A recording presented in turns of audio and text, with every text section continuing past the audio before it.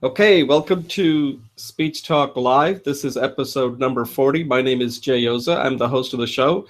And as always, have Julie Wu Finkelstein joining me uh, as a co-host. Okay, so I'm based out of Hazlet, New Jersey. We've been, as you can see, we've been doing this show now for pretty much the beginning of the year. And this is our episode 40. And one of the things that we try to do on this show is to kind of help people with public speaking, some of the topics that we think are going to help you become a better speaker, a more confident speaker. Also, we are affiliated, loosely affiliated with the Coursera's course, Introduction to Public Speaking, since we both are mentors for the international student body that takes that course. And once this show is done, I post this video on that Coursera's discussion forum for the students to take a look at when they get a chance. So we work with them. And one of the things that we try to do on this show is try to mentor by example. We just don't want to become like just answering questions on the forum. I don't think that's helpful, but I don't think it's that helpful. What Julie and I try to do on this is we try to take realistic situation, such as things that you're going to come across. Like today, we're going to talk about some of the technique, one of the technique that Julie uses. So part of our mission for this Speech Talk Live is to teach people, but also to learn and also to practice, because you can't be an expert on public speaking. You got to be doing it. Okay, that's how you become good at it, and you're only as good as your last speech. So that's what we try to do, and we get some good feedback. We'd like to get more feedback and make sure that this is helping you, because at the end, we're here to serve you. So if you have any questions that you would like to us to address, or if you want to record a video, which is what we would prefer, because this is about increasing your confidence, that would actually even be better. And if you want to have if you have something that if you have given a speech and you want to talk about it, hey, let us know. We'll put you on the show, and this is a good way to practice. So let's just talk a little bit about the agenda for today. Once I'm done, Julie will introduce herself quickly, and then we'll move on to our normal 3-minute segment, which is a freestyle where we get to talk for 3 minutes, approximately 3 minutes, on any topic. So this is our way of also practicing, right? We've done 40 of these, but that doesn't mean we also want to get better, right? We're not to the point where we're good. Otherwise, if we're that good, then we wouldn't be doing the show. So we want to keep on improving, just like you all do. And after the 3-minute segment, we have three set segments, formal segments. And the first one is, it's going to be a little different today. We're going to do like an interview format where I'm going to interview Julie regarding the sandwich technique that she uses, and that's a lot of people use in crafting a speech and delivering it. So we're going to have a Q&A session for that. So it'll be like an interview. It's something different that we have not done. Second segment is we're going to have it's a discussion topic. It's something that I've recorded, and it's about informative speech. And this is a question that I wanted to kind of have a discussion around. What exactly is the purpose of an informative speech? And I think the name is kind of a misnomer, because people think informative speech, we have to inform, but I think it's actually more than that. It's to sell. And the third one is something that keeps coming over and over again, and it has to do with part of it is how do you get better at your speaking. And one of the important things is that you always hear is practice, but there's another part that you don't hear much about is evaluation. I think evaluation is just as important. And I've recorded a video, and we're going to have a discussion around that. So that's the show for today. I hope you enjoy it. Like I said, if you have any questions, comments, suggestions, please send it to us, because we want to make this show better so that it really helps you become a better and more confident speaker. So at this point, I'll have Julie do her quick intro, and then we'll move on to our 3-minute speech segment. Julie, go ahead. Good morning, Jay. Thank you so much. Yeah, my name is Julie Wu Finkelstein. I live in Stamford, Connecticut. I am writing a book called Energetic Stretches to Empower Your Life. And the idea is we actually have all the energy we want. And it is our poor habits in posture and trauma that causes blockages. So these stretches will naturally release the blockages, and so the energy naturally flows. In addition, as Jay mentioned, I'm a Coursera mentor with this class, and recently I signed up for a really nice program. It's effective English, and there's several classes such as speaking and writing for foreign students, and I'm doing a beta test on that, and it's been very interesting. In fact, I'm having a conversation with the Coursera staff about the need for a QA process. So it'll be very exciting for me. Thank you. Okay, Julie, thanks a lot. Let's just take a brief few second pause so we can start our next segment.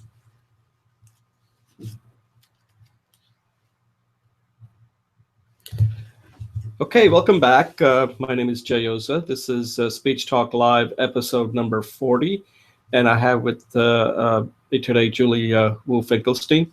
And at this point, we're going to move to our 3-minute speech segment. And in this segment, what we do is we talk about any topic with minimal preparation. This is supposed to be, you prepare a little bit, but you come on and talk about it as a way of practicing. It's a kind of thing that we all tend to do, but we don't practice. You know, we just kind of wing it, and sometimes that may not be the right way to do it. Speaking is something that's so important that you do need to practice. So we use this segment as a way for anybody who's on the show to practice giving a quick speech for 3 minutes. And I always think that 3 minutes is about the time you need to get your point across.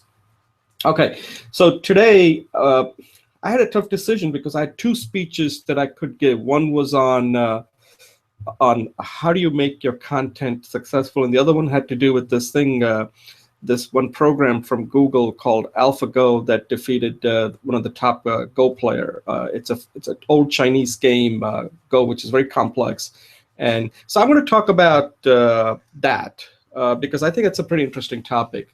So I don't know whether you're aware of this or not, but this week Google they developed this AI, artificial intelligence program called AlphaGo, and it defeated a top human player named Lee Sedol.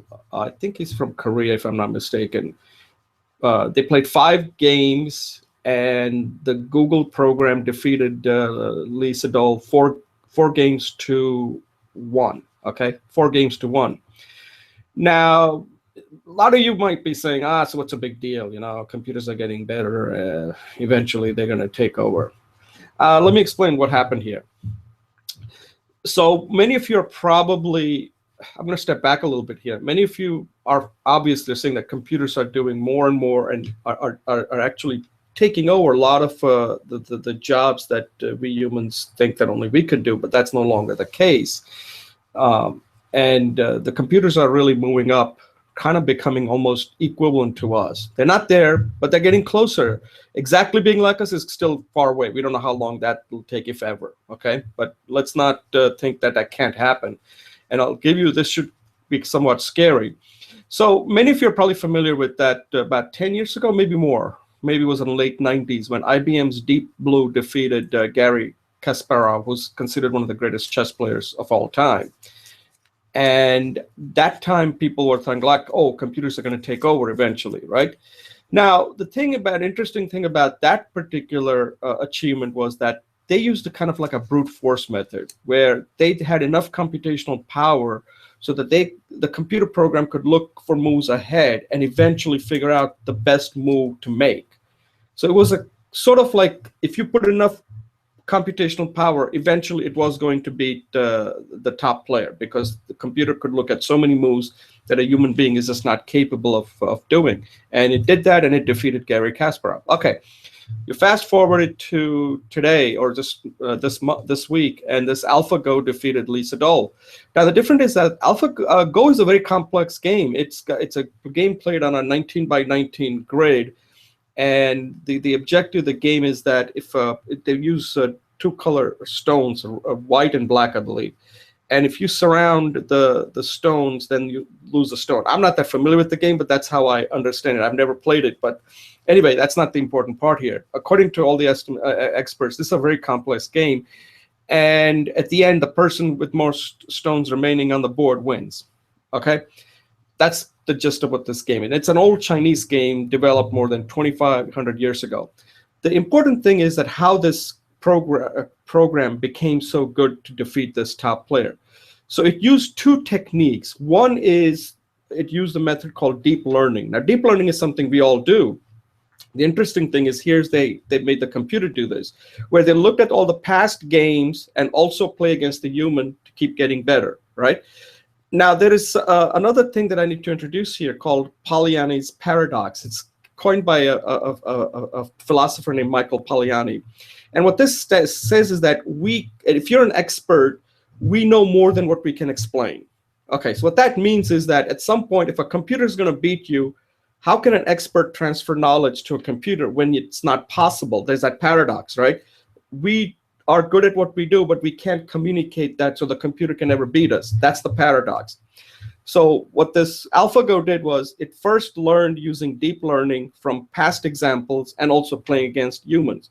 But then it had to do something different called reinforcement learning, where it played against itself like a million times so that it could learn from itself, because now the human is not going to tell them what the human does. So it had to play against itself. And using these two techniques, this program became so good that it was able to defeat the top player. Now, this has all kinds of consequences for the future. And my main takeaway point to point out is that computers are getting more and more sophisticated.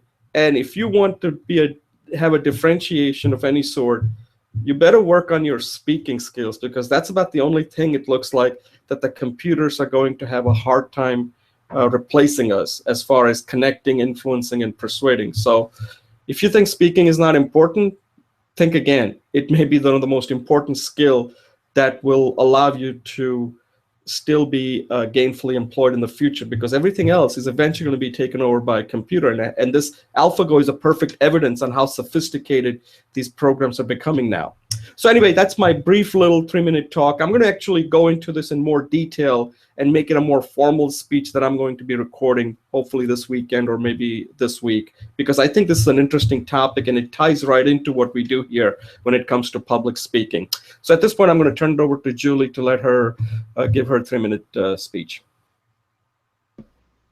Thanks, Jay. That was very, very interesting. I look forward to hearing more about it.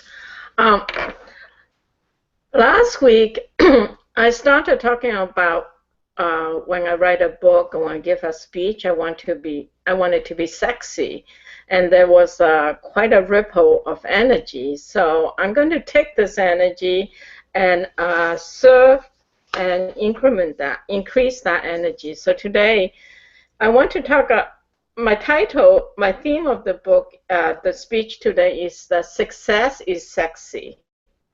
And so I want to share with you this idea that success is sexy in the sense that what I mean by sexiness. I'm going to give a little mnemonic for it. Also, I don't think we have time today, but I want to talk about some of the implications of that in an individual and society level. So I may just give a little sentence in the conclusion summary part. So I'll start with, we all want to be successful, but some of us are a little bit uncomfortable with the word sexy. And I want to use a little mnemonic because it helps us want to experience ourselves that way and also to present ourselves to the world that way. So that's kind of like what I mean by we want to have an identity that we're sexy, and that we want to have internal values that's relevant to that, and that we want to appear that way because it's attractive. And when we're attracted to people, people will naturally want to work with us, and that is a great factor for success. So basically, there's 4 words in sexy: X, S, E, X, Y. So to me, X means being engaged with the senses. When you're somewhere, you see things, you hear things, and you're actively engaged. The second word is energy or vitality, life force. You have the energy to do what you want. And the third word is X. X stands for excellence. Now, some of us are trapped into perfection. Excellence is not perfection. Excellence is a working process that helps you do the best you can at the moment and opens up the opportunity to do better the next time. But you don't get stuck at trying to be perfect and then do nothing at all. And finally, Y. Y is for a youthful attitude, a sense of curiosity and delight in the world. So Shinro Suzuki, in his world-famous book, Beginner's Mind, says, in the expert's mind, there are very few possibilities. But in the beginner's mind, there is infinite possibilities. And I will add the word opportunities too. So you want to engage the senses because it brings you to the present. You want to have energy to do things that you want to do for you. That's important. You want to achieve or aim for excellence because that's the best you can be at any moment. And you want to have a youthful beginner's mind so that you're open to the opportunities ahead. When you have this kind of open attitude, you naturally become present because when you're paying attention to the world around you, all your neuroses drop off. And when you are present and you don't have neuroses, your natural vitality comes through. And in your chance to be open, engaged with beginner's mind, and having the energy to do that and striving to be the best you can be, whether you are talking to a friend, so you want to be of the greatest benefit to that conversation, or whether you're looking at a project and seeing the world as it is, it helps you to be successful. Because one, you are realistic and you're attuned to the present, but you're also optimistic because you can see opportunities and possibilities. And optimist realism is one of the things that is being very much talked about. And finally, I think optimum realism and being able to launch from that point makes you very attractive. You have a magnetic personality, and that will attract people who will want to succeed for you and with you. So in this world of commerce, we have tendencies to be uncomfortable with the word sexy because the word sexy in the world of marketing has been so much used with the idea of physical intimacy.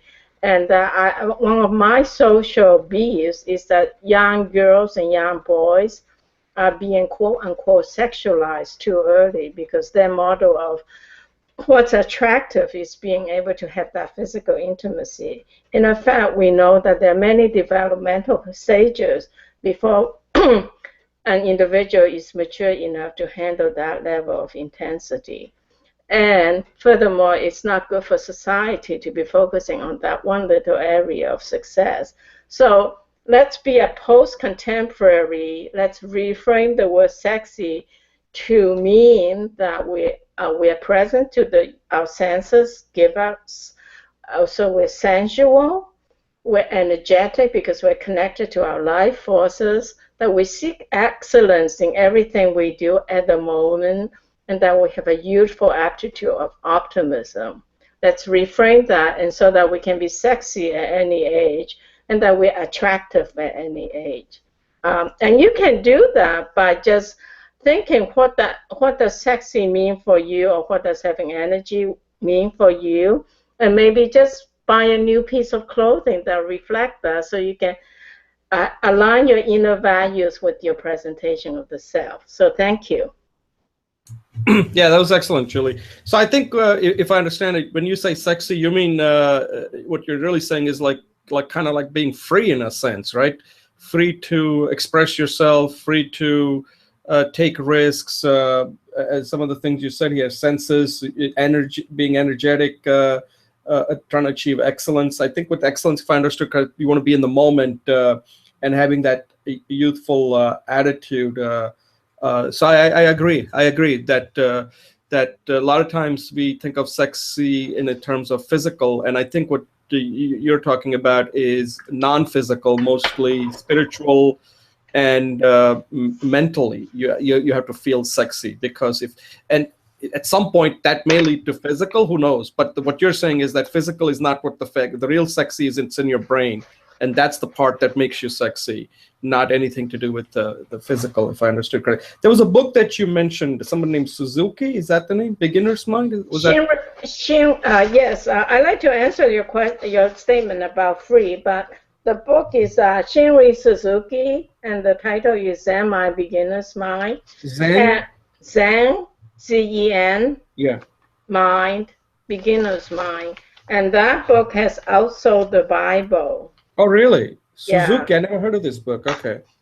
Yeah, perhaps you know about the San Francisco Zen Center. Mm-hmm. Shinru Suzuki came over and started that Zen Center. So there's a lot of history there. Okay, now, there's two Suzukis in the Zen America. That's oh my God, I forgot. There was a Suzuki before that, and he's actually from a very opposite school and a very opposite teachings. So that's very interesting. But to answer, I like when you say that it's being free, and I would not say that.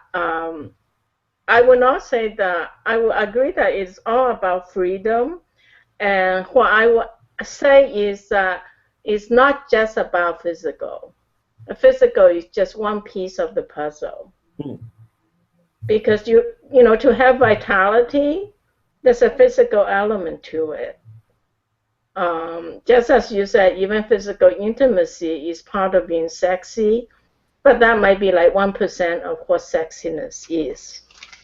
It's not sustaining. That's, I think, how I understand it, because a lot of times when the word sexy comes, it's like people always think about it in one terms. What you have is some sort of like a three-legged or maybe four-legged stool, that there is that physical component. But if you lead with the physical component, then you're missing out on it's not life-sustaining. What you're talking about is that this has to be a much more broader.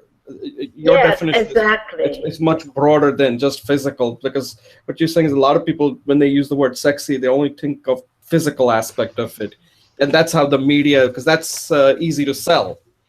Yeah, or even just like having sexual intercourse, just leading to it, and that's it. And once you're done, that's it. So it is a very narrow picture.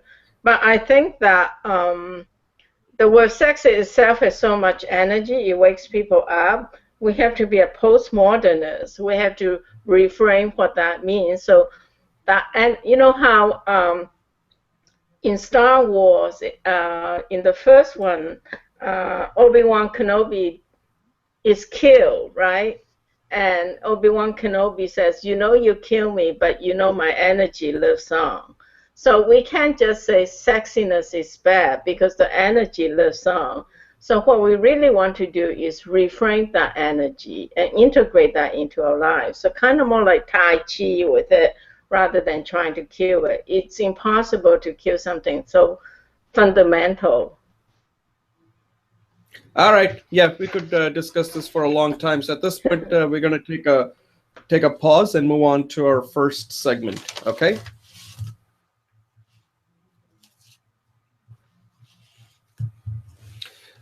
Okay, welcome back. This is Speech Talk Live, episode number 40. My name is Jay Oza, and this is segment number 1. And in this segment, I'm going to interview Julie Wu Finkelstein regarding this technique that she uses, known as the sandwich technique, when she is crafting and delivering her speech. So I'm going to start out by asking Julie to kind of give us, a quick intro of herself, and describe this technique. Spend a few minutes, tell us what this technique is and how she uses it, and then we'll have a discussion around this technique, because I'm interested on how to really effectively use this when it comes to speaking informally, formally. So at this point, let me, Julie, why don't you tell us a little bit about yourself and this technique that you use called the sandwich technique. You're muted. You're muted. Okay. Thanks, Jay. Yeah, so thank you. Yeah, so I spent, I'll just do a quickie. I was born in China. I went through Hong Kong and then in Canada, and I landed in the US. And I spent a decade in IT. I started out doing OH stuff, assembler programming, and I ended up having my own consulting company doing leading edge stuff of data warehousing. Back then it's called, but these days it's called big data, and also mission critical systems.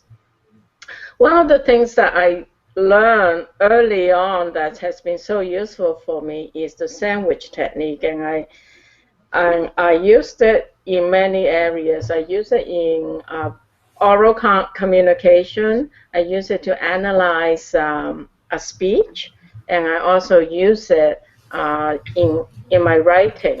So the sandwich technique is very simple, which is why I like it, and it has almost universal application. So that's another reason why I like it. So simple, easy, and lots of opportunities to use it. So the sandwich technique has 3 legs, as you were saying earlier. The first leg is tell people what you're going to tell them. The second leg is tell them all the gory details. And the third one is tell them the important points again and relate it to something in their lives. So tell them what you're going to tell them, and then tell them what you told them. Okay. So for example, when I look at your book even, or when I look at your speech, I like to say, well, what's he going to tell me? The key points. And then did he elaborate those in details? So for example, in your speech this morning, you talked about the AlphaGo, and you talked about what is important about it, and then you talked about the deep learning, the reinforcement learning, and then why is that important, right? Because it's a new way of learning, and then the summary. So in essence, when you tell me what you're going to tell me, it helps me to focus. Is it important to me? Is it, the ultimate question, is it sexy, let's say. The second question, the second part of it is, okay, now that I know it's sexy and you got my attention, I want to know how. Okay, so the first question is what? And it's really what because it's interesting to me. The second question is how, all the gory details. And the third one is really a kind of why, or a different kind of how. It's like, why is it important to me, and how do I take it into my life? When I make a phone conversation, if it's important, I will do that. And so one of my own personal additions is the bottom part. I always try to have an actionable step, because that brings it into people's lives. So I'll turn that over to you now, and I'd like to know when, have you ever, have you ever used it, or what you think about that? Yeah, Julie, thanks. Yeah, I like this technique because, as you mentioned, it's simple, it's easy, and it's pretty universal. I'll tell you what I really like about. I think there are several things I like about this technique because it allows you to. There's a part about when you are trying to come up with the speech, like if you have a very limited amount of time and you have to say something, then you want to kind of think in this term, like, what do you really want to tell people? Like, that's the first step, right? What do you want to tell people? I want to tell people about AlphaGo. Okay, what are the details you want to tell them about that? How this program was able to defeat the top player using the following techniques. That may be enough, maybe 1 or 2 points there, and then tell them that here's why I told them and why this is so important and what's the implication of that. There is one other part of it, maybe if there is a call to action so people can get more information. The other thing I like about this technique, which a lot of people don't think about, and this is something that a lot of people get scared when they're talking in public, is that you have to speak from memory. And using this method, it allows you to speak without resorting to notes, because you know exactly what you want to tell somebody. Then you go tell them that, and then you conclude with that. So you don't have to really need any kind of notes, because sometimes when people use like a card and all that, I think it kind of diminishes their credibility. Like, wait a second, why is this person not able to you connect better, right? Because when you're using notes, you're looking down. So right away, if you believe it, what Amy Cuddy says, that you're looking down, you're not in a power position at this point. You're in a differential position. So I think this technique allows you to be more confident because you already have what you want to say, and you can now do it in a very concise manner. You look confident, and also you're confident that your audience is going to understand what you're saying. So I actually think that if somebody's starting out, or even if you're an expert, this is all reliable, always works. It's always worked with people all the time, and you don't need to make life too complicated. Just use this technique. Yeah, so that's why I agree with you. I think this is a technique that everybody should be. Speaking is hard. So let me just, if I may take another minute. Speaking is hard. It's difficult. Don't make it too complicated on yourself.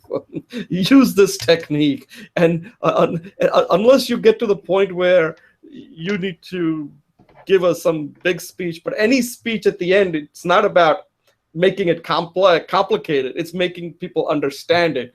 So this may be the only technique you will ever need to be an effective, I like to call it, good to great speaker. But what do you think about that, Julie? Yeah, I think that's true. Speaking is hard, and as you've mentioned, that often in life we're asked to speak. Sometimes we can't even memorize it because we're asked to speak on the spot. So what I like to do is use this technique in conjunction with the impromptu speech technique. So the impromptu speech technique tells me, give me one idea, the thesis, some kind of supporting evidence, and linking that evidence to making a relationship between the support and the idea. So for example, and sometimes for me, I forget that last step. So I would say, for example, I would say,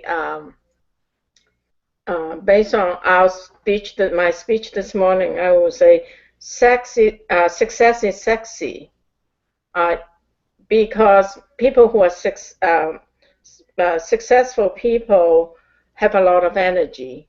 But what I have usually failed to do is say, well, energy makes things happen, and that makes it attractive, and that is what success is about: being able to attract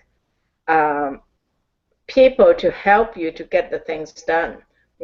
So if you say, well, today I'm going to talk about success, and my whole point is success is sexy because it's attractive. When you're sexy, you're attractive. And the reason why sexiness brings about success is because when you're attractive, then people will want to help you to succeed. And nothing is done in this world by itself, you know. So that's my idea. And then I might have another idea. So I will say, you know, the introduction is today I'm going to talk about success is sexy and how you can become sexy. And then I will add that second point. And then the conclusion is, well, we want to be successful because we want to live our lives. And this is how we can do it, by being sexy and by being alive, being engaged, and having an open mind. So these three components, the sandwich, is give them a taste, give them all the details, and then give them the dessert. You know, give them an appetizer, give them the meal, and then give them the dessert is another way to say it. So the opening has to be very attractive, you know, has to be engaging. The details has to be simple and clear. And the solution, the conclusion has to be, again, clearly encapsulating the whole message. And as you mentioned, something actionable, maybe how they can get more information or how they can get more into their lives. So even like, and I've shared that with you, for another example, I'll quickly say that I wanted to propose a QA process for the beta course I'm taking. And so I wrote an email. I used the sandwich technique. I said, you know, there are major problems in this class, and it should be caught before the beta. And then I list some major ideas of that QA will catch, and then I summarize it with, it's expensive to launch a class. Doing a QA process helps you to reduce your risks and save money at the end. So it was successful. I was invited to have another discussion with them. So, yeah. Right. Let me ask you this question. And sometimes I think a lot of people, when we're speaking, we don't really think about it because we're so much into what we want to say. And it's sort of like something I was thinking about, and it's something that I should actually do a speech on. It's like I was looking at a water bottle, and I said, wow, you know, water is free. You know, anybody can get water for free. But when you market it and package it, that free has a value, right? And when it comes to the sandwich technique, it's not what you're saying that really matters to people. It's how organized you are and how you are saying it matters more than what you're actually saying. Because if the organization, people follow the organization of your speech more than they follow exactly what you're saying, because they're not going to be able to process the entire sentence. But if you give them the organization, that they have something to kind of think about, that, oh, it's organized speech. That organization itself reflects well on what you're going to say. And I think the sandwich technique allows you to come across much smarter, because when, like, if you know, you met a lot of smart people, sometimes they just cannot organize their thought. Little teenagers and children have a lot of problem with that. Even adults do too. They're not organized in the thinking. But if somebody's organized, you put more importance on the organization than what they're actually saying, because a lot of times we don't get a chance to look at somebody's transcript. We're just hearing them speak just once. So what do you think about that? Do you think that the sandwich technique makes your speech, it's like you're plussing your speech if it's just an ordinary speech, but if you organize it using this technique, it makes you come across as a much more credible and a knowledgeable person because of how you organized it using this technique? Well, that's a great idea, Jay. I never thought about that. What I got from what you said is that the sandwich techniques helps you to be organized. And being organized makes you appear smarter. and having greater credibility. And I agree with that. In fact, I'm writing down that. Oh, the other thing is you can really take the information in.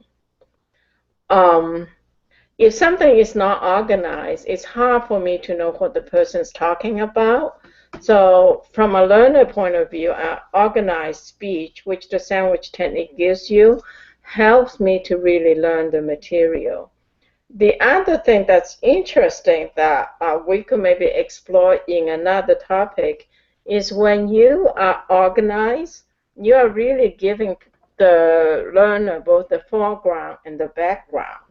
And the organization is part of that background component. So bringing in Marshall McLuhan's thesis, the media is the message. What he's really saying is the background is part of that experience at the moment. So what I am, not that you said it, but what I am inferring and extrapolating what you say is when something is organized, it affects the background experience to be more comfortable and the audience feels more relatable and is able to handle over a certain level of permission to listen to the audience, to the speaker, and that's where credibility comes in.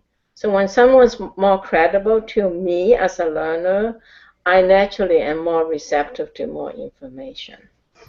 There is another point here, and I mean, this is like suddenly I'm thinking about all these different things. There are several things I've jotted down here, but let me point this out, why this technique is also very effective.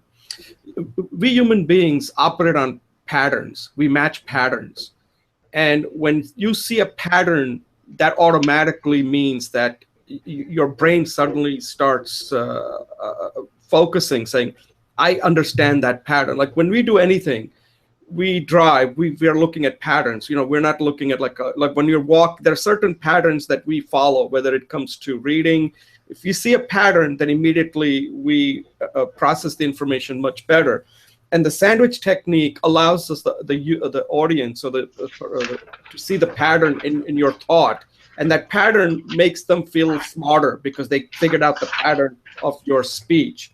The other thing that it does is from audience's point of view is, for both point of view, is that a lot of times you have seen that when you give people an opportunity to speak at a meeting or something, they really have no focus. And when you don't have a focus, and these are pretty high stakes meeting, they'll politely say thank you, and that's about it. Unless you get somebody to interact with you, and people interact when they understand what you're saying. So this is a quick way of testing that the pattern is well understood, then they can interact. And when they're interacting with you, it's allowing you to know that you just made that person smarter, and that person, because he feels smarter about himself, he now thinks that you're smarter. So there's a lot in this technique that's more than just like, so I think it's much more than just saying, oh, this technique is all about telling them what you want to tell them, and then, but there are a lot of, if there people ever do science behind this, there's a lot that they can find why this technique is so effective, and it may be the only technique you need to become an effective speaker. So any closing thoughts before we close this out? Oh, you're muted. I'm sorry, I thought I was muted, so then I mute myself when I meant to unmute. Yeah, I think that there's a depth and a wisdom to this process that you are really helping to highlight for me. And I would just say that the sandwich technique works in a simple thing as a telephone communication. It works when it works in a major speech or major book that I am writing. The book I'm writing is not a major book, but even in a major book, because it helps you to organize, as you say. And it works at high levels, such as a book or a big speech, but it also works at the smaller micro level as a paragraph. In a paragraph, you you want to have a introductory sentence to the paragraph telling people what the one idea in the paragraph is about, the details of that, and you want that last sentence in the paragraph to be both a summary, conclusive, and a transitional sentence into the next paragraph. So the sandwich technique, the last part, telling them what you told them, plays a really, really major role. And finally, I would just say it's really good for impromptu, spontaneous situations. How many times, let me ask you, Jay, and I'll turn this over to you. How many times, like you're in a networking situation, in a staff meeting, you bump into your senior manager and they ask you a question? What an opportunity to sound smart and look sexy. So what do you think about that? Maybe you can give us an example in your life that this technique would have been really useful. And then we can wrap up. Yeah. So let me just tell you an embarrassing story. This was when I was youthful. I must have been in my 20s, I believe. And I had joined this company at that time. It used to be called Perkin-Elmer, and I think then it became Concurrent Computer Corporation. And we were at there was some unveiling of a new computer or something, and they had invited us since I was involved in developing software, diagnostic software. So we got invited, and the CEO and the president and the vice president were chatting. And I was like, wow, I've never gotten to see like the president and the vice president. So I just like kind of went and just barged into their conversation. Said, oh, hi, my name is Jayosa. And, they were nice and polite, but I had like no real focus. I never used any technique. I didn't have anything to really say, but just to kind of introduce myself. And I kind of lost an opportunity because, like I said, sometimes you don't get an opportunity to meet with people. And if you're not prepared, and that time, I didn't really know what to expect. I was kind of young at that time. Now, I don't want to use that as an excuse because this is a technique that even children can learn. So I don't want to say that I blame it on my youthfulness or anything like that. I just didn't know this technique. But if I had known this technique, then I could have just hacked something quickly and saying, I want to go in there and tell them about this computer and some of the things based on how important it is for the company and all that. And I think it would have made a very good impression. And as it turned out, I think I embarrassed my boss because he immediately came and just kind of helped me out and saying, oh, by the way, yeah, because they knew him really well. They didn't know me. And afterwards, I realized that I shouldn't have done it. I should have just worked with him and he could have introduced me, and that would have been more effective. So I still remember that because in one sense, I was so excited, but at the other sense, being excited and taking the initiative is good, but then I didn't have anything else to sustain that. And I think the sandwich technique that you talk about, that we're talking about right now, is the technique you should use before you ever try to get into any kind of conversation. So there's a focus there, that you're not just all over the map, because being all over the map reflects kind of poorly on you. Just to kind of give you like a little funny story, because one time we had gone as a family on a vacation with my sister and her family and my family to that place. What is that place in San Francisco where they have prisoners? They put prisoners. I forgot the name. That's that island there that they used to put. San Quentin? No, not San Quentin. I forgot the name. It's near San Francisco. I forgot the name. Anyway, not anymore. I think the last prisoner they had. It's impossible. The Rock. There was a movie called The Rock that was based on that, right? And so at one point somebody asked, like, does anybody have a question? And at that time, my nephew was kind of young. I think it was 4 or 5. He raises his hand, and the person says, yes, what's your question? And he had no question. He said, today's my dad's birthday. So they started serenading my brother-in-law with happy birthday. And I just remembered that like if you're gonna open your mouth, well, he was only 4 years old, so I can give him an excuse. But it just goes to show that if you're gonna open your mouth, you better make sure that you have something to say rather than, "Hey, today's my dad's birthday." I thought it was funny. Anyway, I think we covered this topic pretty well. So let's take a break and move on to Let me just thank you, Jay. I want to take a minute to thank you for inviting me in to do a dialogue on the sandwich technique, and I appreciate that. Thanks, Jay. Okay, thanks a lot. I think that was the whole point. You brought your A game, and the whole point of it is that you got other people to think about it, and this is what the whole purpose is. That sometimes when you do a Q&A, you can go into more detail rather than just going back and forth. There's much more interactivity there. So I think it's very helpful. It's something we should do more often. So thank you very much. And at this point, I will take a quick pause, and then we'll move on to our next segment. Okay, welcome back. My name is Jay Oza, and this is Speech Talk Live episode number 40. And this is segment number 2. And in this segment, we're going to have a discussion around giving an informative speech. And I had recorded a 10-minute video to kind of talk about this in more detail.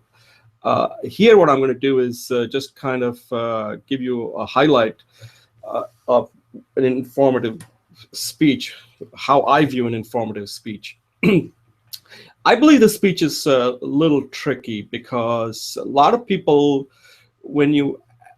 give informative speeches, okay? That's the speech that most people give because they have something to inform. But I think people tend to miss one thing, that people can only, the audience, the people that are listening to you can only process such limited amount of information. And the information that you are conveying has to have some value to the audience. Otherwise, you're just wasting time, or you're just occupying space and talking. So I think an informative speech has to be looked at in a different manner. You're informing, but also what you're doing is you are selling the information is what you're really doing. Because unless you're preaching to the choir, then they're going to be there for the entirety. They like you, they love you, and they know exactly what to expect. But if you're in a situation where you really don't know the audience makeup, like you don't know whether I'm assuming that you're giving this when you're not getting paid, okay? So that's what I'm assuming here. Let's say you've been asked to give a talk on something where people are not paying you, okay?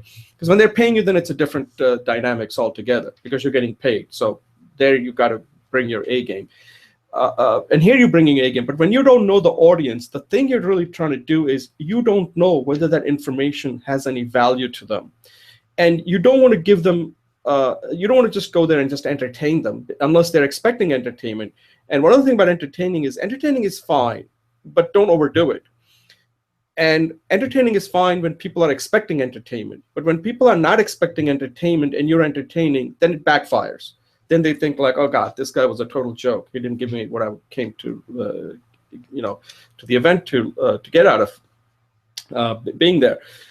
So you have to kind of think about this, balance it, that you're going to give them information, but you have to sell that information. And a lot of times what you do is if you have something to tell them, there has to be something that they can go to. So you know whether that information, for some people, what you're giving them is sufficient. That's as far as it's going to go.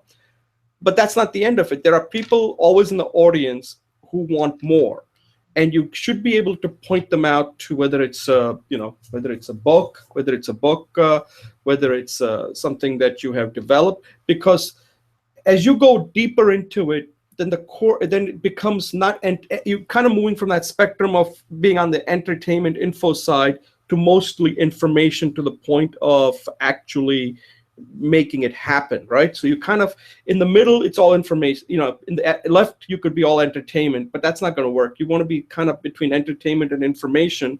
And then as people see more value in it, you give them more information to the point where they actually can achieve that. And that's how I like to think of an informative speech. Informative speech is not there where you're going to go them and just inform just everything that you know. That's not the purpose of an informative speech. You need to know what kind of information are they ready to take from you, and then you can move on to the next step. And it doesn't have to be, if it's a free course, then that's a free course, but you have to see what the value is. You don't want to just move people to something that there's no interest in that.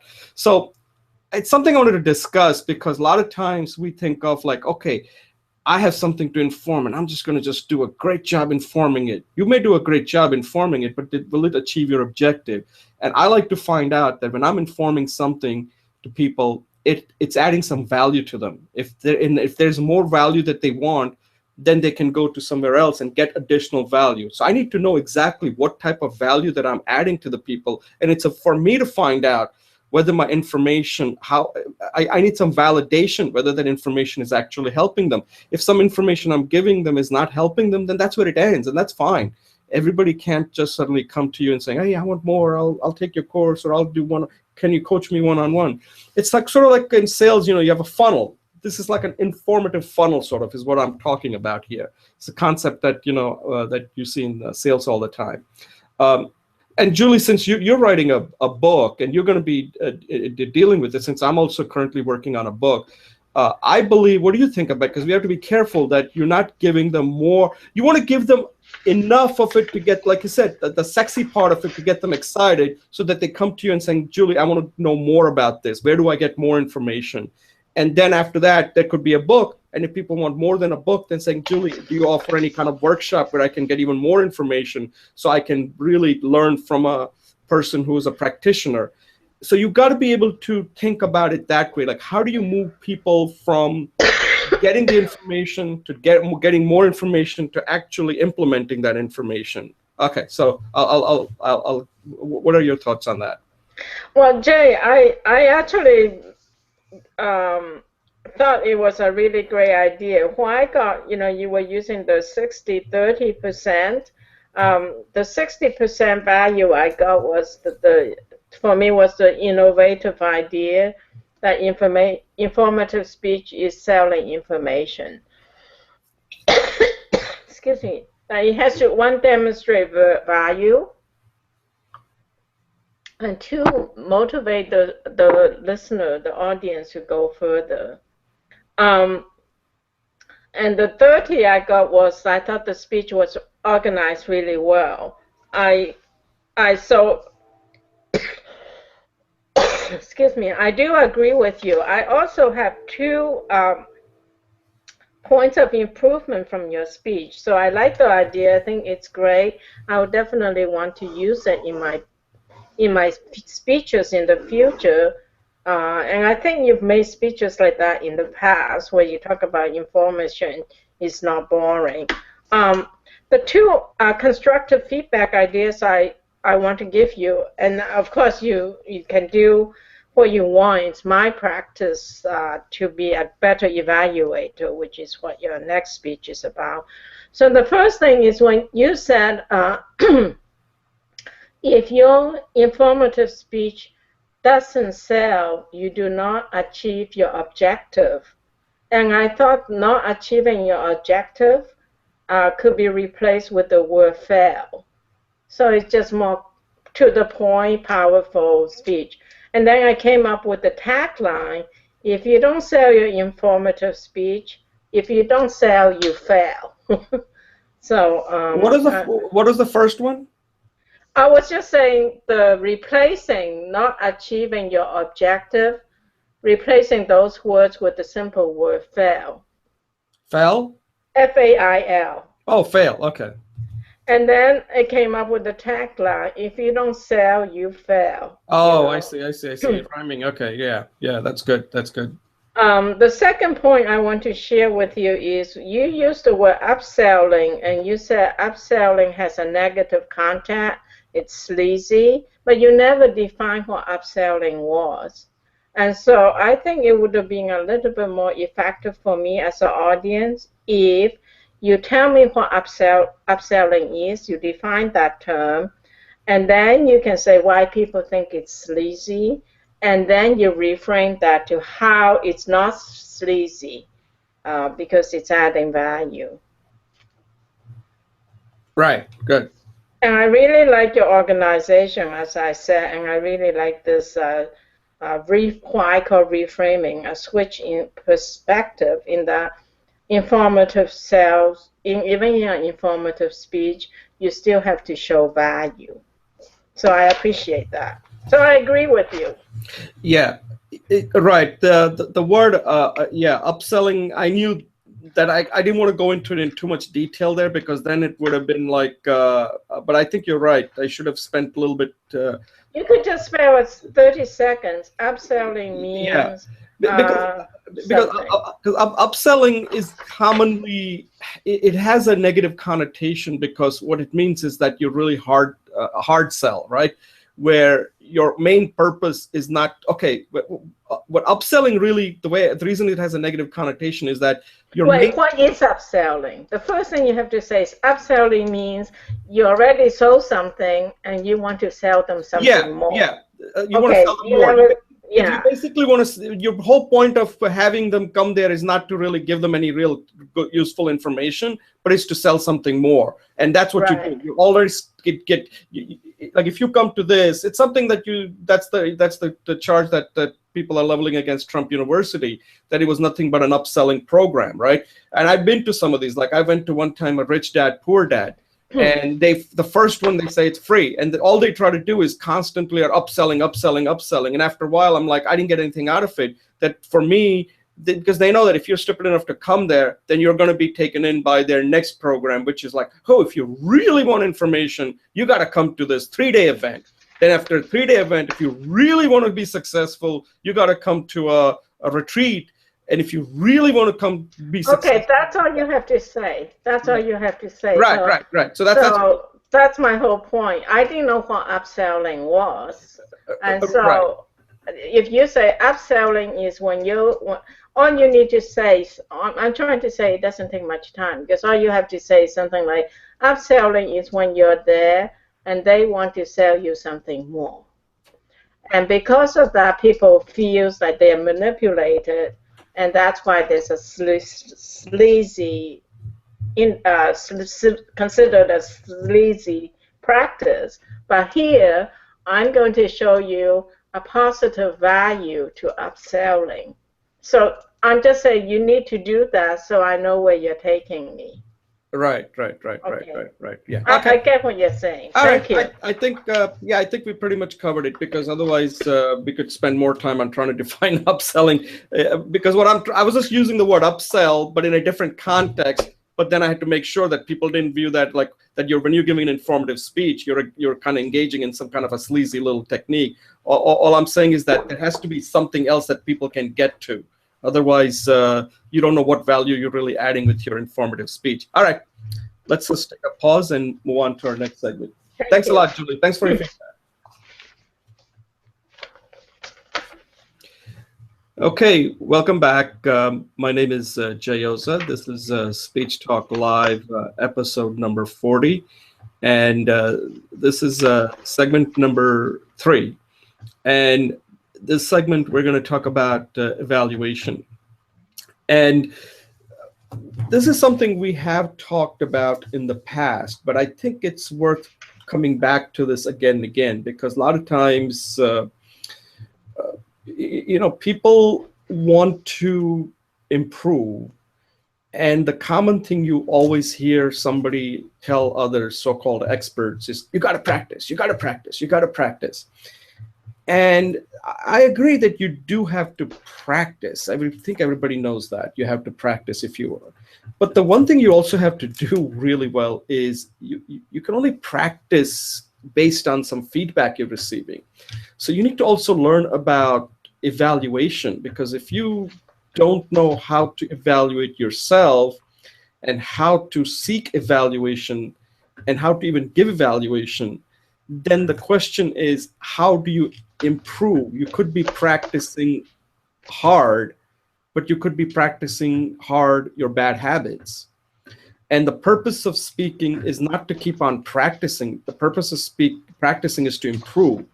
And the only way, one of the best way to improve is if you're also good at giving and receiving evaluation.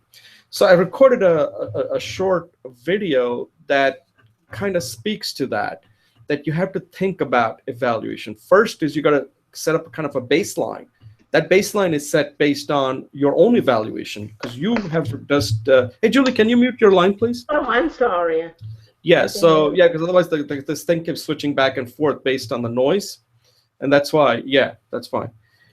So what happens is that, like, let's say I have recorded a formal speech, which I'm going to do on this topic of this AI program that Google just defeated the top player, AlphaGo. Now, after I record that speech, I'm going to evaluate myself. So I have a baseline. Okay, I said, okay, I've done my evaluation based on what I was trying to achieve, and I'll have like 3 things that I think I did well. Then 3 things that I think I could improve. Okay, at least I have to find 3 things that I could get better at. Maybe, maybe not, but at least I have to identify 3.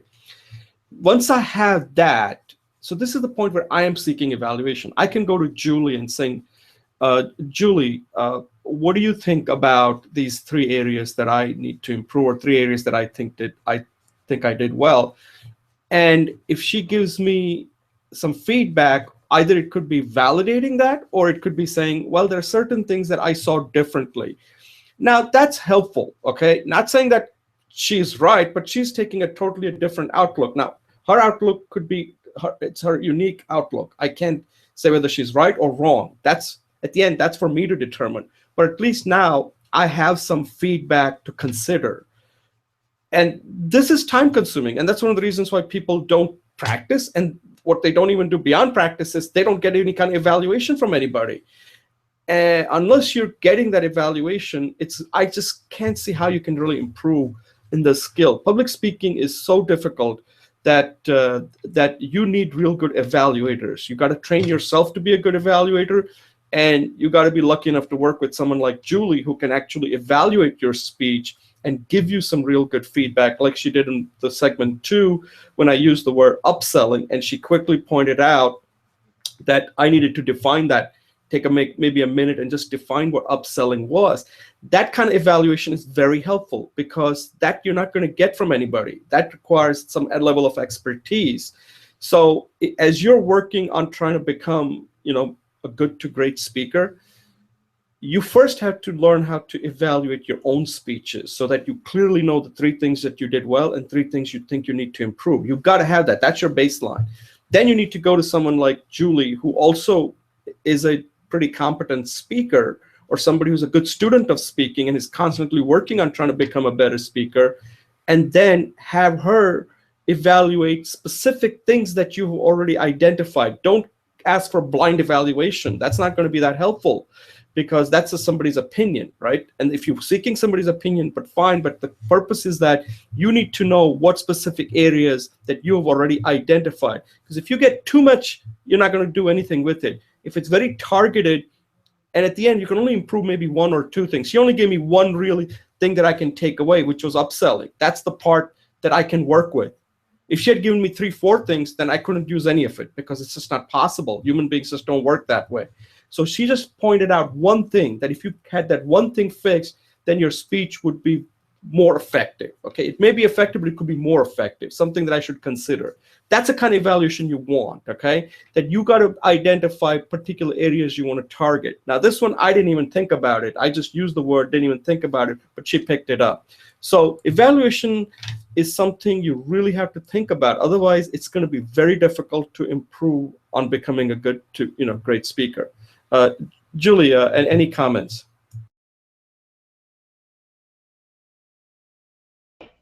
Thank you. I actually did the same thing that I did with the other speech, so I totally agree with you.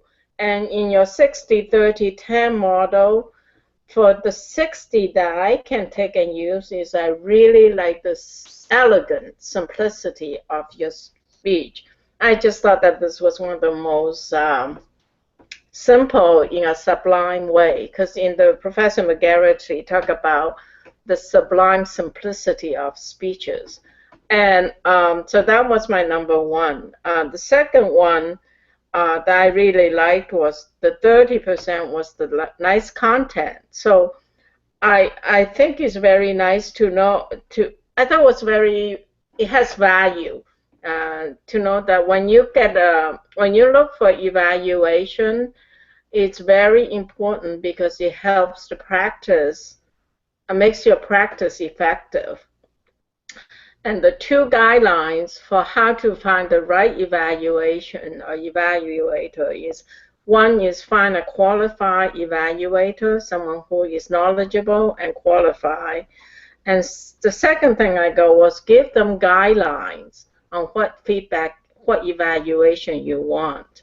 So the title that makes it meaningful for me, and I'm not making a suggestion here, but that's the meaning I got from it. Evaluation makes your practice more effective. So you need to practice, but practice without evaluation doesn't get you, and it doesn't get you anywhere quickly. But practice with evaluation, with good evaluation, accelerates your progress. So I thought it was really great speech. I thought the information itself was useful, and I thought it was presented in a way as what you said in the organization, that because it's organized, it makes you look smarter and makes me learn better. So overall, a very nice experience. Right. Thank you. Right. So that's good. Thanks a lot. So because you, I think, follow this, because whenever you give a speech, it's always important to tell somebody what you think you did well, because you have to be able to see that, right? Because if you don't think you did anything well, then it's a different problem. But there has to be something you have to like about it, assuming that you did put the effort into your speech. Not saying, again, we're not trying to make our speeches perfect here, because there has to be certain things that can be improved. Every speech has something that can be improved. All right, there are no such thing as a perfect speech, because everybody's hearing and how they process it is going to be different. The thing is that you do want to, because now that you have recorded quite a few speeches, you have to go back and do look at your speech before you actually get somebody's feedback. Because I know sometimes when you record a speech, you just want to be done with it because you just had it. But you really need to take a look at it and saying, what I found is that when you record your own speech, you're going to be more critical because you're too close to it. And that's why it's not good either. So the reason why you do need to get evaluated is because you might be looking on the wrong stuff and you might be too hard on yourself. And if you can get some feedback from somebody, and you have to give the permission like we discussed in the past, then you will find out that perhaps you are being too critical and perhaps you're trying to make your speech too perfect. And the purpose of an evaluation is saying, you know what? Overall, your speech was good, but now you're asking me to go into deeper. Here are certain things you may want to fix, but overall, the speech was fine. But these are the things that could make it, if you want to improve it, these are the areas you can work on. Because one thing you don't want to do is spend so much time like these TED speakers do. And one of my biggest criticism of TED speeches is that sometimes they look like they're too perfect. And part of speeches is that a speech should be relatable, and people like to see certain flaws, and not flaws that are destroys that impacts the speech, but flaws that makes the person more relatable. And sometimes you don't get that with the TED speeches because they're just so perfect.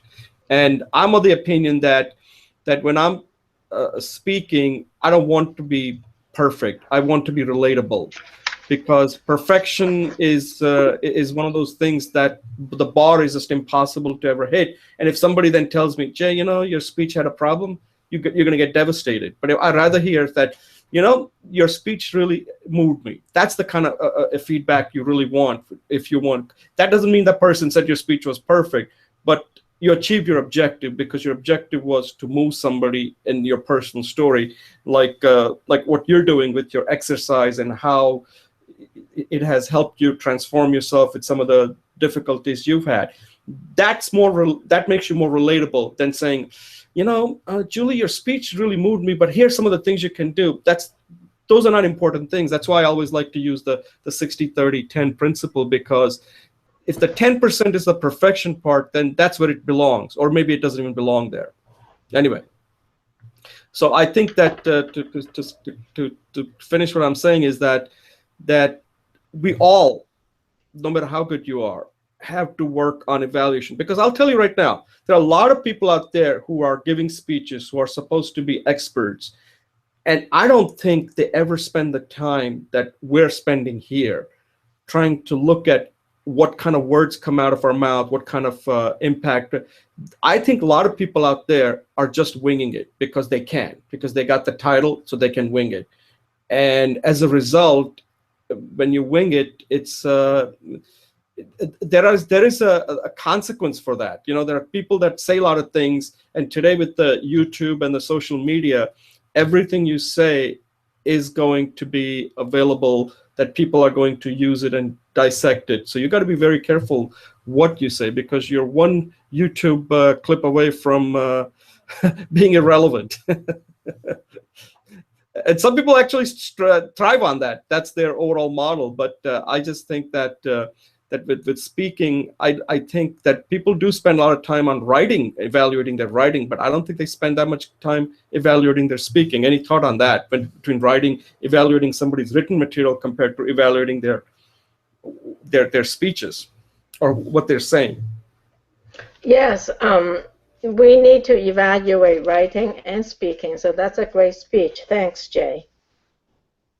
Okay, Julie, thanks a lot. So at this point, I'm going to try to, any closing thoughts on the show?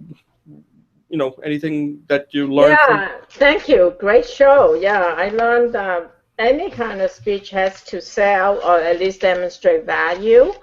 And we need to have some kind of action to help people integrate stuff into their lives. And appreciate your thoughts about the sandwich technique, and the organization helps both the speaker to be appear smarter, and for the learner to become smarter. So great program today. Thanks, Jay. Yeah, so I'll just close this out. So I'm going to go back and view this show again, because I'm going to take some of the ideas that we discussed on all three segments. I think all three segments, in fact, the entire show, and even the segment the 3-minute speech that you gave on success is sexy. And I'm going to incorporate that in the book, and I may have to even refer to the show that these ideas came from the show. So I think this is something that I think if you're writing a book, it's a good way. So let me just close out the show. I agree. I think this was a good show. So one of the things that I forgot to mention in the beginning of the show is that I'm currently writing a book, and I'm still working on a title. So if you have a title, let me know. Some of the title that I've been going with up to this point is How to Become a Good to Great Speaker. But another title that I just came up with is Speaker on Fire. So that's one of the ones that I'm thinking of using. And the title is important because the book has to kind of reflect that being a speaker on fire. The other thing I'm going to say is this. So the way in my book is structured is that I tell people, like, a lot of people are functional. They're not, like, the amount of time we've spent here. By the way, what we're doing here isn't beginner stuff. Okay, so I just want to make it clear. So if you're watching this and saying, oh, how do I get to this? No, the first thing you have to do is go from functional to good. And there are some special exercises that I tell you, like the goals video, the Coursera course, and then the 330. If you do that much, then you can say, because most people don't even do this, by the way, you are definitely, in my opinion, a good speaker if you do that, okay? Then if you want to continue that, like Julie and I are doing, how to go from good to great, and that's a big spectrum, right? And one of the last 2 steps I have is that you do a show like this, Speech Talk Live. This is advanced stuff because we're putting ourselves out there. And this show will go on YouTube that anybody can watch. 7 billion people will be able to watch this, okay? And one day that will happen. With Julie, I think that will happen. So that's why I have Julie on the show, to get the ratings up there. So this is the only thing that would come after this. So if you're wondering, like, okay, this is advanced, doing your own show like Speech Talk, and this is a show you can do on any topic you want. It's not that difficult, but you have to get to this level. It's a lot of work, okay? So I don't make it seem like this is easy. As you can see, there's a lot of preparation that goes into this. The thing that goes after this is actually going out and speaking in front of people as often as you get a chance to, often as you want to do. And then the only thing after that is getting paid to speak. Now, some people, I'm not that keen on getting paid to speak because I have other objectives. But occasionally, if somebody really likes what I have to say and is willing to have me come and give a speech to an audience that are paying money, hey, I'm certainly open to doing that. So that's the progression we're talking about, right? This is almost like the last step, that if you're doing this, it means you have put in a lot of content out there. You have gotten experience in speaking in front of a camera. Now you're going to be able to take this, because let me tell you, after a while, you internalize all this stuff, okay? Julie and I have internalized all this stuff. So if Julie's going out in front of people, she has now given these speeches many times on the show, on her video recording, that when she's in front of people, she's going to feel perfect. I mean, she'll be nervous, but she'll be able to get through it. And she's already done it. She can use this as a mental model, like, hey, I did it on the show, I can do it in front of the people. So this is something I just wanted to kind of get across, that a lot of people are wondering, how do I get from functional to good to great? Well, this is how you do it. It's incremental, but it's all doable as we're doing it. And this does take time. So let me just close out and say that, you are how you speak, but you do control that.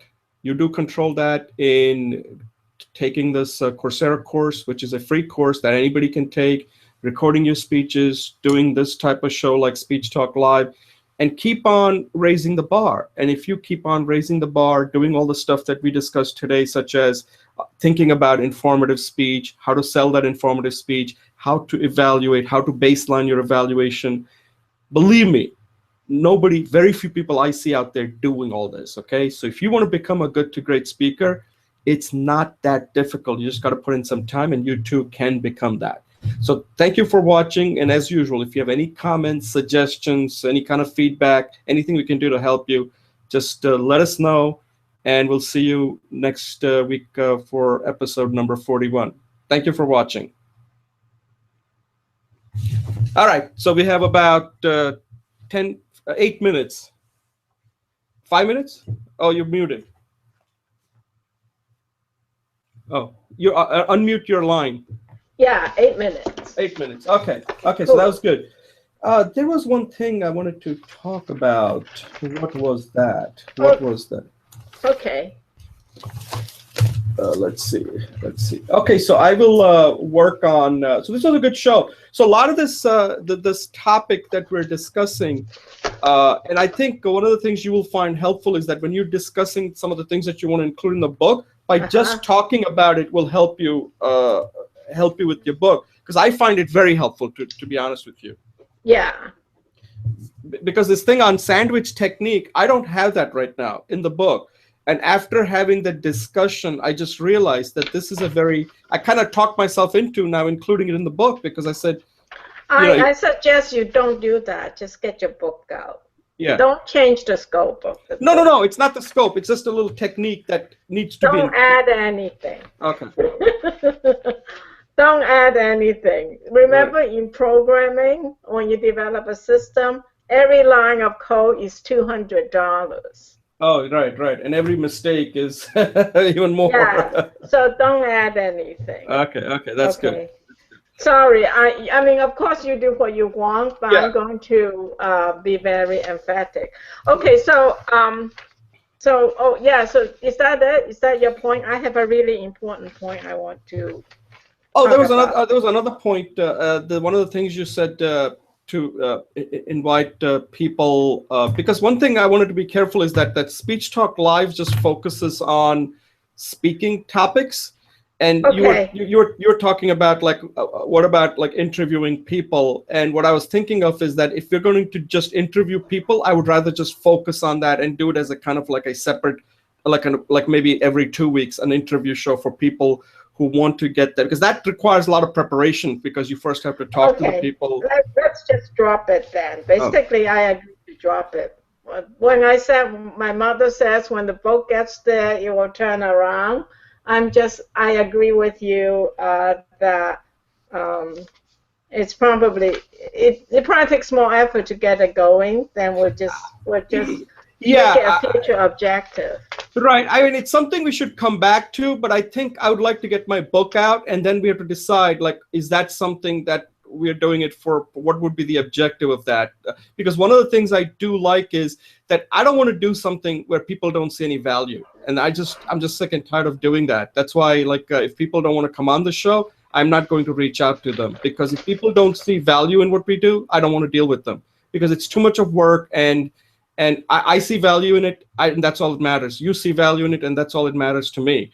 But if other people out there are not seeing it and they're not committed, then I don't want to deal with that, because it's just not worth my time and your time to be doing it. Because a lot of the stuff that we're doing here is directly going to be in the book. And once the book, yeah, go ahead. Yeah, sorry, I got it. I accept it. So okay, go ahead. So I thought it was very interesting that in segment 1, I said interview, you said Q&A, and I think the Q&A format is a little different than the interview format. That it's almost more like a panel of discussion, even though it's just 2 of us. It's not like you're interviewing me and I'm the only one presenting information. It's like more like a panel in the sense that we're both participants and we're both contributing to the content. Right. So I like that. It's a discussion, right? Yeah.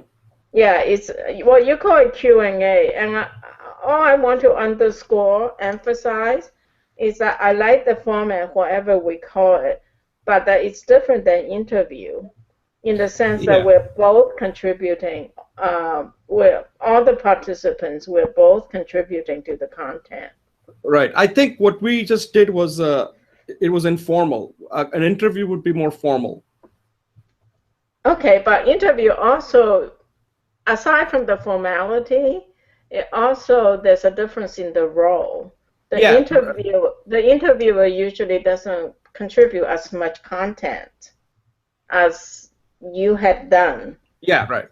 So I agree that there's a formality thing, which we want it informal, but the point I want to emphasize is that it's more like a panel, because we're both contributing content.